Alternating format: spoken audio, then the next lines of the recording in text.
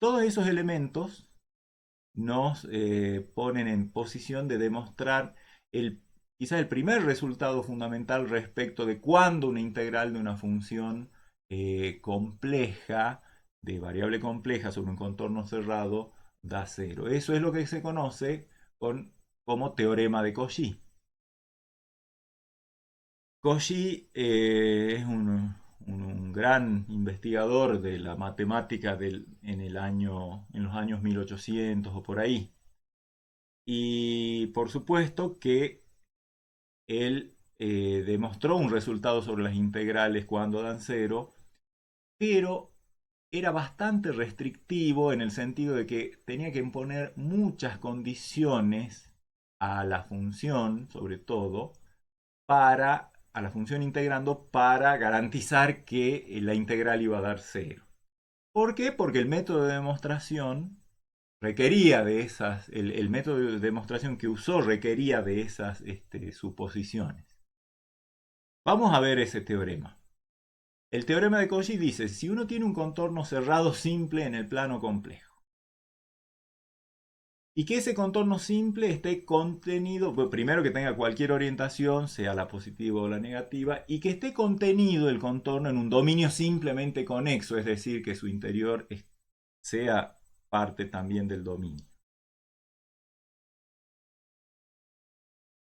Y si uno tiene una función f, digamos, que sea analítica en el dominio simplemente conexo,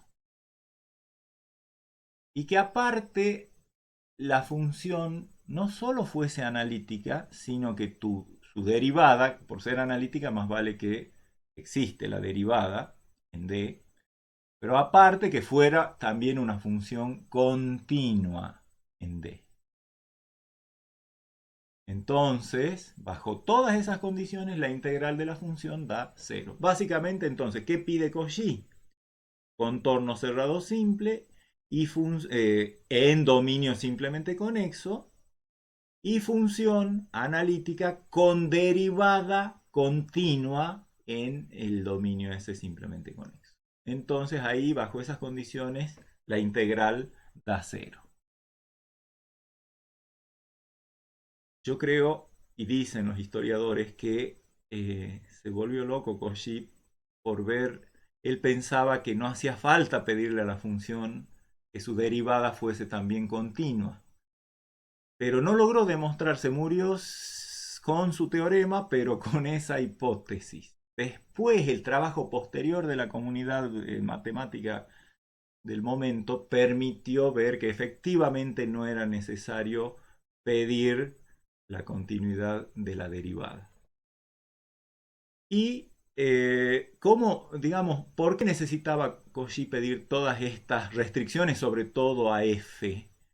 Porque usaba en la demostración el teorema de Green. El teorema de Green, recuerden que es un teorema para funciones en R2 que permite, bajo ciertas condiciones, transformar integrales de línea en integrales dobles. Los físicos tienen, digamos, unas buenas explicaciones del teorema de Green. ¿Qué dice concretamente el teorema de Green? Que si uno tiene un contorno cerrado simple en R2 y denota por R a la unión del contorno con su interior, fíjense que siendo si tiene dos funciones P y Q definidas en esa región hacia los reales, o sea, dos funciones reales de dos variables reales sobre la región R, que es el contorno unión el interior del contorno.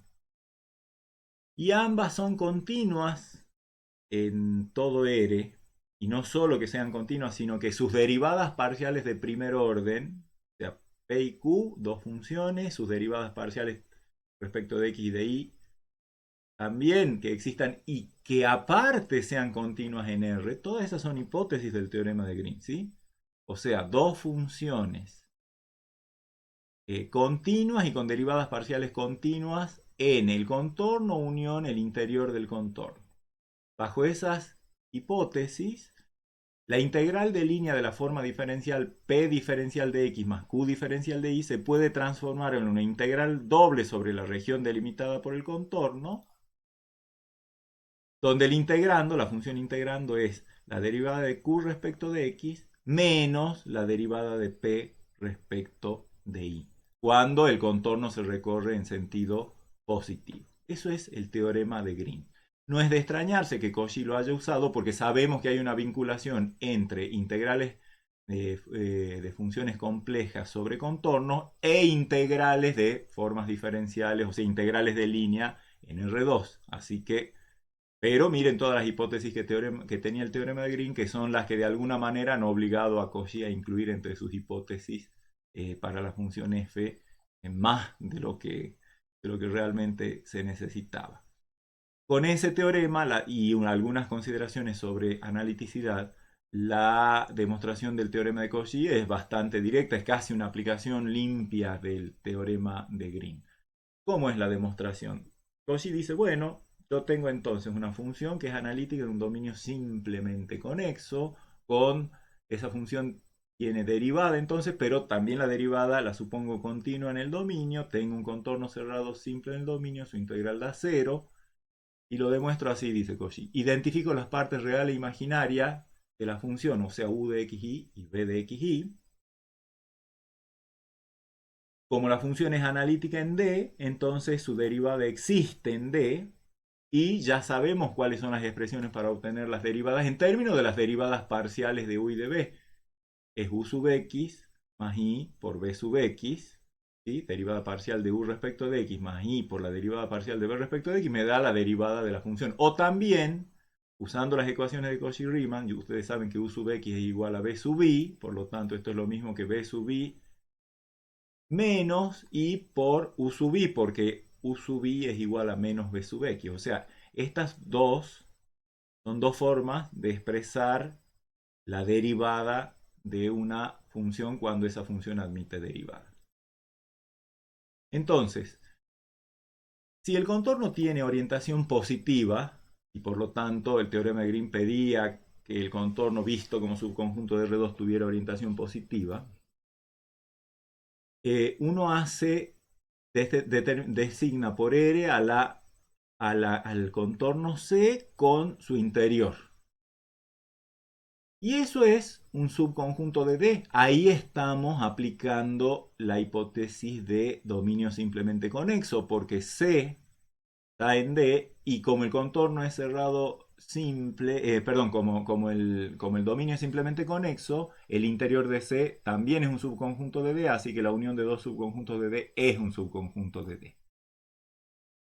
Entonces, como F es analítica en D, más vale que es analítica en R, que es un subconjunto de D. Así que eso quiere decir que la función f, si es analítica, es derivable. Y si es derivable, es continua en cada punto de R. Y una función continua tiene partes reales e imaginarias continuas en ese conjunto. Así que de ahí sale que U y B son continuas en R. Obviamente, la estrategia de Cauchy ha sido, en el teorema de Green, usar U y B convenientemente en el rol de P y de Q. Ya vemos cómo.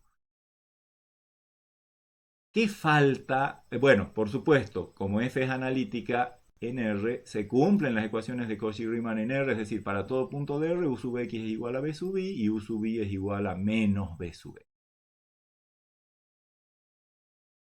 Ahora, ¿qué falta para terminar de tener todos los elementos para aplicar el teorema de Green con, por ejemplo, u y b en el rol de p y de q, cosas parecidas? Hay que ver si la u y la b tienen derivadas parciales continuas. Y ahí viene la necesidad de la inclusión de esta hipótesis de la continuidad de la derivada de f en D. Porque si f' es continua en D y por lo tanto en R, eso significa que sus partes real e imaginaria son también funciones continuas. Entonces u sub x es continuo en R, b sub x es continuo en R, b sub i es continuo en R y menos u sub i es continua en R, pero menos U sub i continuo en R significa que U sub i es continuo en R. O sea, en otras palabras, gracias a la hipótesis de la continuidad de la derivada, se tiene la continuidad de las derivadas parciales de U y de B. Entonces, las funciones U y B en el rol de P y de Q, junto con el contorno C, cumplen todas las hipótesis del teorema de Green para U. O sea, se cumplen las hipótesis del teorema de Green en relación a las funciones U y B y al contorno C. Por lo tanto, ¿qué es lo que tenemos? Vamos a recordar que la integral de una función compleja sobre un contorno se vincula con integrales de funciones reales de dos variables de la siguiente manera. Es la integral de u diferencial de x menos b diferencial de y. Esa es la parte real de la integral esta. Y la parte imaginaria es la integral de línea sobre el contorno de la forma diferencial u diferencial de y más b diferencial de x. Entonces fíjense que si acá, si miramos primero esta integral y llamamos p a u y q a menos b, entonces se cumplen quienes la derivada de p respecto de x y de p respecto de y son u sub x, u sub y, menos b sub x, menos b sub y, y todas esas son funciones continuas en R como acabamos de ver. O sea, puedo aplicar el teorema de Green a esta expresión con p valiendo u y q valiendo menos b, y el teorema de Green dice que esa es la integral doble sobre esta región R de la derivada de q respecto de x, o sea, menos b derivado respecto de x, menos la derivada de u respecto de y. Y para la otra integral, la de la parte imaginaria de la función de variable compleja, o sea, esta es la parte imaginaria de la integral de la función compleja sobre el contorno C, puedo hacer que P sea B, porque ahí tengo P diferencial de X, más Q diferencial de Y, o sea, puedo hacer que Q valga Y, y como se cumple el teorema las hipótesis del teorema de Green, ese sería la derivada de Q respecto de X, Q era U, o sea, U sub X, menos la derivada de P respecto de Y, que es B sub Y diferencial de X diferencial Y. ¿Sí? O sea, esta integral, por el teorema de Green, que vale, ya hemos visto, se transforma en esta integral doble y esta otra integral en esta otra integral doble. Pero resulta que el integrando en R vale 0 porque, fíjense primero esta de acá. Sabemos que en R U sub X es igual a B sub Y. Lo tenemos acá, es las ecuaciones de Cauchy-Riemann, así que U sub X menos B sub Y es constantemente 0, la integral de 0 es 0, y análogamente por la otra ecuación de Cauchy-Riemann, menos B sub X menos U sub Y da constantemente 0 en R, por lo tanto esta integral también da 0, así que esa integral da 0. Y eso demuestra que la integral de la función compleja sobre el contorno da 0 cuando C tiene orientación positiva. Y si tiene orientación negativa, su inverso, o sea, menos C, tiene orientación positiva. Y ya sabemos que hay una vinculación entre el valor de la integral sobre el contorno C con orientación negativa con lo que pasa con la integral sobre el contorno inverso que tiene orientación positiva. Vale menos la integral sobre el contorno inverso.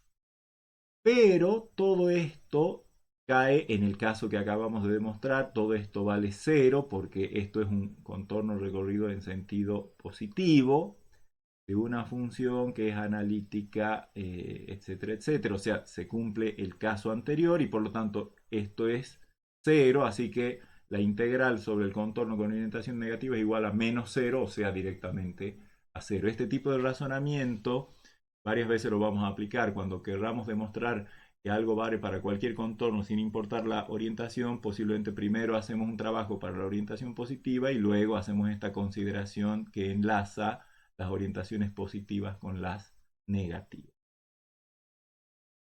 Hasta ahí la primera mitad de la historia, ¿sí? Es decir, lo que logró demostrar Cauchy hacia 1810, acá mientras luchábamos por la independencia, él demostraba cosas sobre integrales.